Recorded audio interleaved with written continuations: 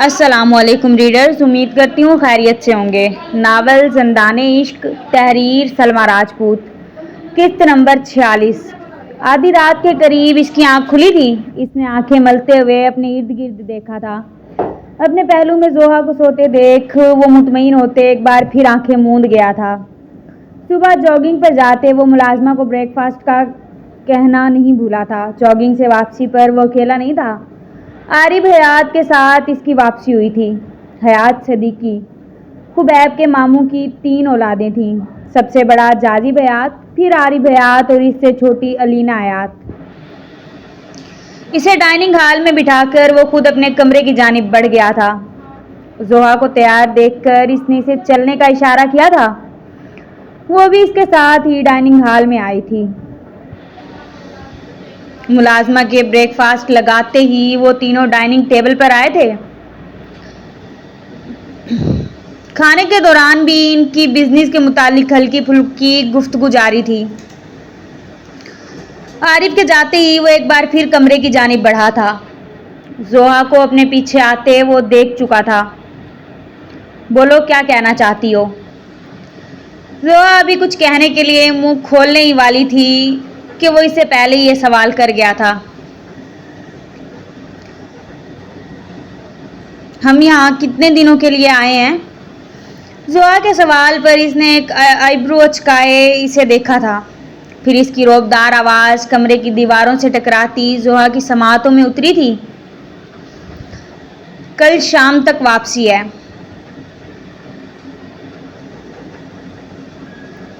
Khubaib की बात पर इसने मुतमईन होते हुए गर्दन झुका दी थी। तैयार है ना? ज़मीनों से वापसी पर हयात सदीकी की हवेली चलना है हमें। अपनी बात कहते बिना इसकी सुने वो कमरे से जा चुका था। पता नहीं किस बात की अकड़ है इस जाहिल इंसान को।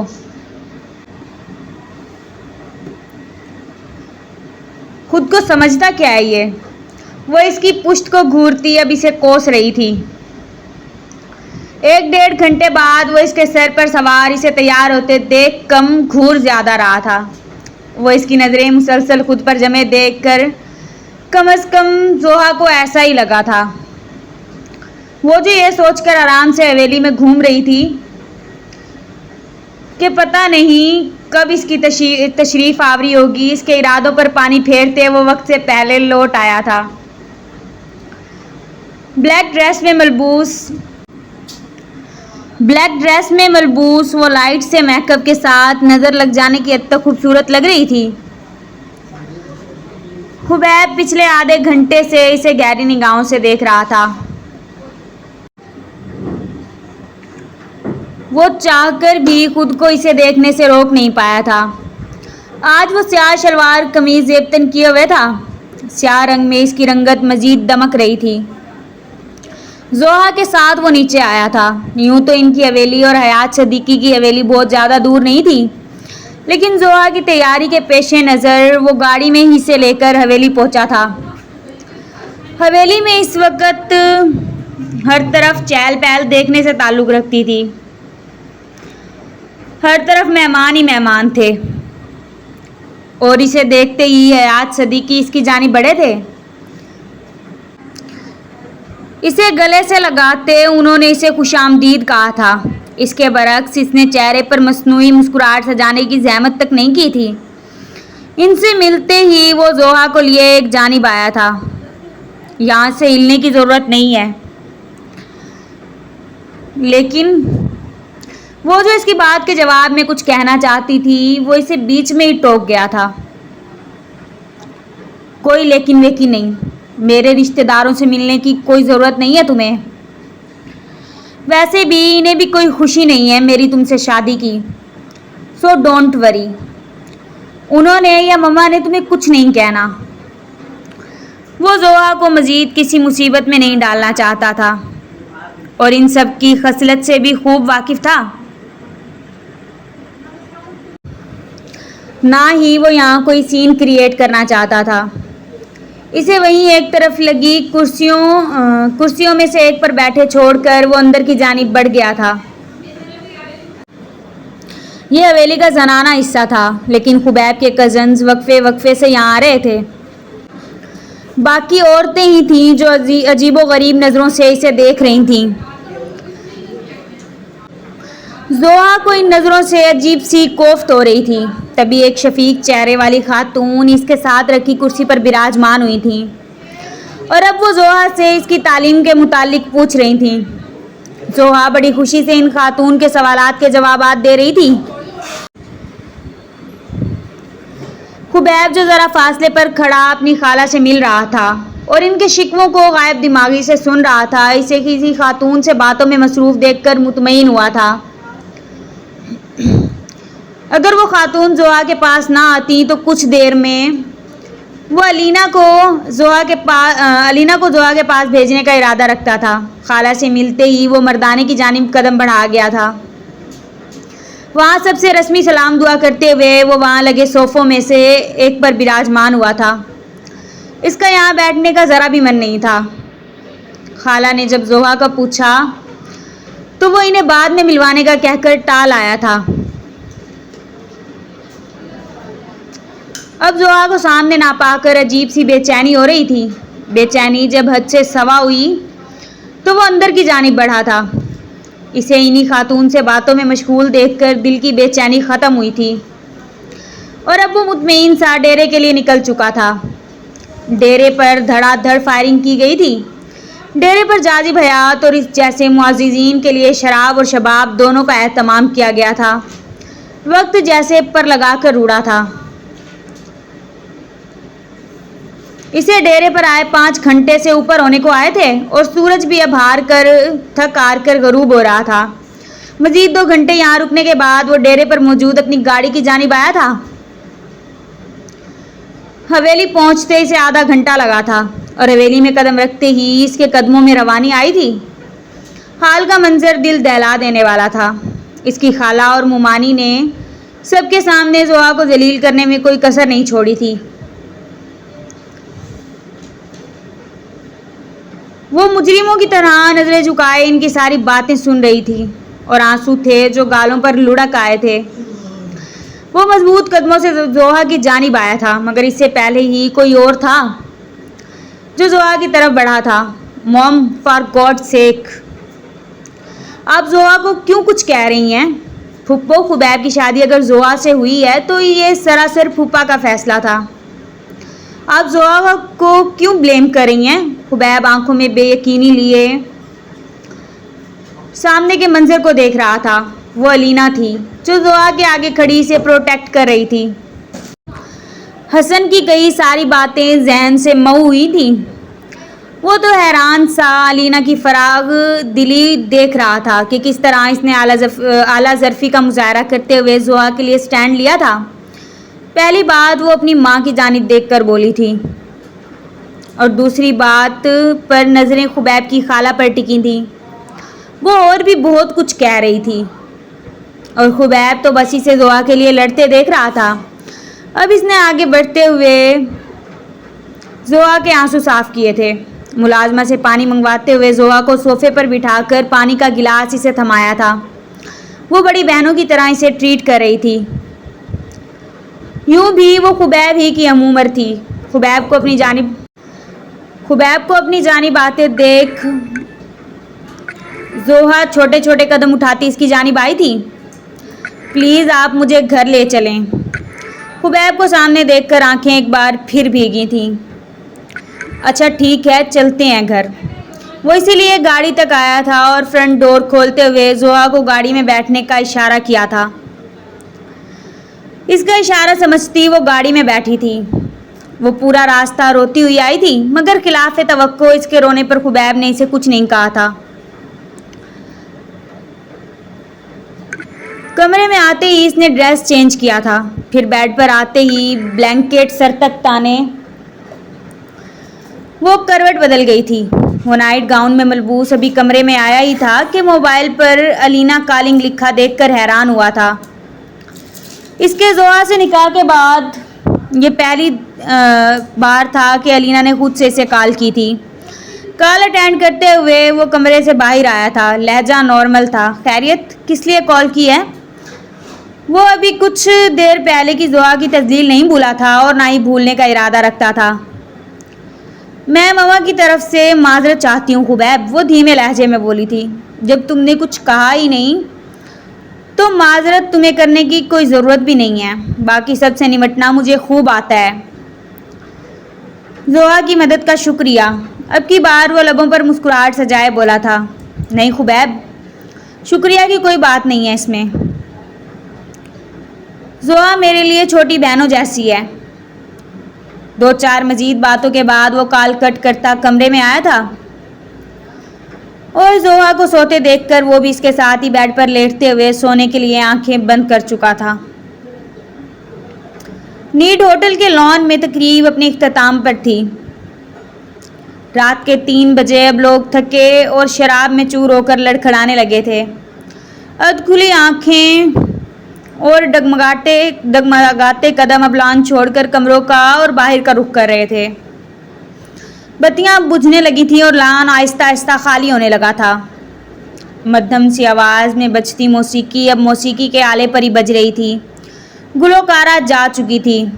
ऐसे में नेड होटल की सुनहरी इमारत के एक कोने में शीशे की बनी लिफ्ट मुतवाज़न रफ्तार से ऊपर चढ़ रही थी। लिफ्ट के वस्त में वो वसी के हमरा मौजूद था। गहरे सकूत में टिक टिक टिक की आवाज़ का खलल मुतवातर गूंज रहा था। वक्त सरक रहा था वापस ना पलटने के लिए। हल्के पीच रंग की पेंट ज़दा दीवार पर लटकती सफ़ेद रंग की घड़ियाल नुमा घड़ी की सुइयां 3 बजा रही थीं। मारिज कमरे के वस्त में खड़ा था। ऊपरी कोट अब तन पर मौजूद नहीं था। वो कुछ दूरी पर मौजूद बेड के किनारे पर पड़ा था। वसी को नींद की गोलियां खिलाने के बाद वो इसे इसके हाल पर छोड़ता अभी चंद मिनट पहले अपने कमरे में पहुंचा था, जो एलेक्स ने इसके लिए एक खूबसूरत जाल की तरह तैयार किया था। कोट उतार कर रखने के बाद वो शर्ट की आस्तीन को ऊपरी रुख मोड़े हुए अबरू अचकाए मुसलसल कमरे का तनकीदी जायजा ले रहा था। पूरा कमरा हल्के पीच और सफ़ेद रंग के इम्तजाज लिए हुए था। पीच और सफ़ेद रंग के इम्तजाज लिए हुए था। पीच पर्दे, पीच बेड क्राउन, सफ़ेद फर्नीचर, पीच कालीन, पीच पोशिश का सोफ़ा। कमरे की एक दीवार पीच रंग की और बाकी सब दीवारों पर सफ़ेद रंग का पेंट था। बेड के बिल्कुल सामने पूरी दीवार में फ्लैट पैनल टीवी स्क्रीन नस्ब थी, जिसके नीचे सफ़ेद मेज़ था। कमरे की हर चीज़ नफीस थी। सजावटी गुलदान में सजे सफ़ेद और पीच रंग के फूलों से लेकर छत पर लगे फानूस तक कुन अखियों से इर्द गिर्द देखते हुए टीवी स्क्रीन पर निगाह पड़ते ही इसके हाथ लम्हा भर को थमे थे। कैमरा पूरे बेड को कवर करेगा। जहन में रिचर्ड की आवाज़ गूंजी थी। वो बेइख्तियार स्क्रीन की तरफ बढ़ा था। दरवाजे पर हल्की सी दस्तक हुई थी। दरवाजे पर हल्की सी दस्तक की आवाज़ पर कदम थमे थे। आंखें पूरी खोले निगाह स्क्रीन से हटाकर दरवाजे की तरफ जमाई और आगे तन गई थीं। चंद सेकंड यूं ही दरवाजे की तरफ देखते रहने के बाद वो दूसरी दफ़ा होने वाली दस्तक पर कदम इस तरफ बढ़ा चुका था। कौन? आंख को आहिस्ते से दरवाजे के आउटव्यू होल पर टिकाए, एक हाथ पैंट की जेब में और दूसरे हाथ को हैंडल पर जमाए शाइस्तगी से पूछा था। बाहर कोई अनजान शख्स खड़ा था। सर पर उनकी सुर्ख टोपी, स्या लेदर जैकेट, गले में चैन और आंख के करीब अबरू में बाली। सर, एलेक्स सर्विस की तरफ से हूँ। लड़के ने पूरा तमाद लहजे में मुस्कुराते हुए जवाब दिया था। मारिज ने लाख घुमाया और दरवाज़ा खोल दिया था। सामने खड़ा लड़का मुअद्दिबाना हाथ सामने बांधे हुए था। लबों पर मायने खेज मुस्कुराहट थी। मुंह च्युइंगम चबाने के बाईस हिल रहा था और आंखों में अजीब सी चमक थी। कैसी सर्विस? मारिज ने नासमझी जाहिर की। सर, रात को कैसी सर्विस होगी? लड़के ने शरारत से जीन्स की पैंट की जेबों में हाथ डाले, पंजों पर सारा वजन डालते हुए गर्दन थोड़ी आगे की। आंखों में कमीनगी थी। मारिज ने एक अबरू अचकाए बमुश्किल सामने खड़े इस लड़के की सरकत पर इसके एक जोरदार थप्पड़ जड़ने से खुद को रोका था, जो अब तक चेहरा गुद्दी से थोड़ा आगे किए खड़ा था। सर, भेज दें फिर आपके कमरे में? लड़के ने बड़े वसूख से पूछा था। मारिज ने लम्हा भर को इसके चेहरे को गौर से देखा। वो होटल का मुलाजिम नहीं था, वो कुछ और ही था। मारिज ने बेसाख्ता हल्का सा अंकारा भरकर हामी भरी थी। जबड़े सख्ती से पेवस्त किए, तेजी से पलटा और एकदम रुका। कुछ कदम इसके ताक्कुब में कमरे में दाखिल हो चुके थे। वहीं वहीं पीठ मोड़े खिड़की के पास जाकर खड़ा हो चुका था, जहां बर्दाश्त जवाब दे रही थी, मगर दिमाग सही वक्त का इशारा नहीं दे रहा था। अपने अकब में कदमों की चाप सुनाई दी। फिर कान के पास सरगोशी हुई। Sir, she is here for you. खुमारी में डूबा शरारती लहजा था। शराब की नागवार बू नाक के नथनों में घुसी थी। मारिज ने नागवारी से नाक भींचा, हाथ ऊपर उठाया और उंगलियों की हल्की सी जुम्बिश से इन्हें जाने का इशारा किया था। लड़के ने पूरी बत्तीसी निकाली, सर हिलाया, च्युइंगम चबाई, पीछे हुआ और पलटा। वो लड़की को थामे खड़ा था जो तड़प रही थी। वो लड़की खौफजदा सी मारी जवान को देख रही थी, जो रुख मोड़े दोनों हाथ पीछे की तरफ बांधे खिड़की के शीशे के पार देख रहा था। लड़की के कुछ कहने से पहले ही वो मुड़ा था। तुम्हें डरने की जरूरत नहीं है, मैं तुम्हारे साथ कुछ करने का इरादा नहीं रखता। तुम सुबह होते ही यहां से जा सकती हो। वो अब लड़की को कहते दोबारा रुख मोड़ चुका था। सुबह 5 बजे की फ्लाइट से इसने और वसी ने ऑस्ट्रेलिया वापस चले जाना था, और जाने से पहले वो एलेक्स और रिचर्ड को इन्हीं की खरीदी गई जिल्लत तोहफे के तौर पर देकर जाने का इरादा रखता था। घड़ी पर 4 बजते देख वो वसी के कमरे की जानिब बढ़ा था और इसीलिए अब वो एयरपोर्ट आया था। ऑस्ट्रेलिया पहुंचते ही सबसे पहली कॉल जो इसे मौसूल हुई थी वो जरगाम की थी। वो इसे एलेक्स और रिचर्ड की लाइफ पर नाजेबा हरकत के मुतालिक बता रहा था, जिसमें वो दोनों बरहना हालत में किसी लड़की के साथ अपने बेड पर मौजूद थे। जरगाम की बात पर इसके चेहरे को मुस्कुराहट ने छुआ था। मिशन सक्सेसफुल हुआ था तो मारिज का खुश होना तो बनता था। जहाँ तक मैं जानता हूँ, पिछले दिनों तुमने एलेक्स के साथ डील साइन की थी ना? जरगाम ने अब की बार मशकूक लहजे में पूछा था। हाँ की थी तो? मारिज ने सवालिया अंदाज अपनाया था। मैं नहीं मानता कि इस सब के पीछे तेरा कोई हाथ नहीं है। जरगाम ने पूरे वसूख से कहा था। गाड़ी इस वक्त मारिज वाला की तरफ गामजन थी और वो महजूज सा इसके सवालों जवाब सुन रहा था। अभी लंदन से वापसी हुई है, बाकी की बात मिलकर बताऊंगा। वो सफ़र के दौरान भी नींद पूरी नहीं कर पाया था। इसका ध्यान अपने तरतीब दिए गए प्लान की जानिब था। अब नींद से बोझल होती आवाज़ में वो बोला था, ठीक है, शाम में मुलाकात होती है। जरगाम इसकी नींद में डूबी आवाज़ सुनते हुए बोला था। खुद मारिज वाला उतरते ही इसने ड्राइवर को वसी को उसके अपार्टमेंट छोड़ने का कहा था और खुद वो अपने कमरे की जानिब बढ़ा था।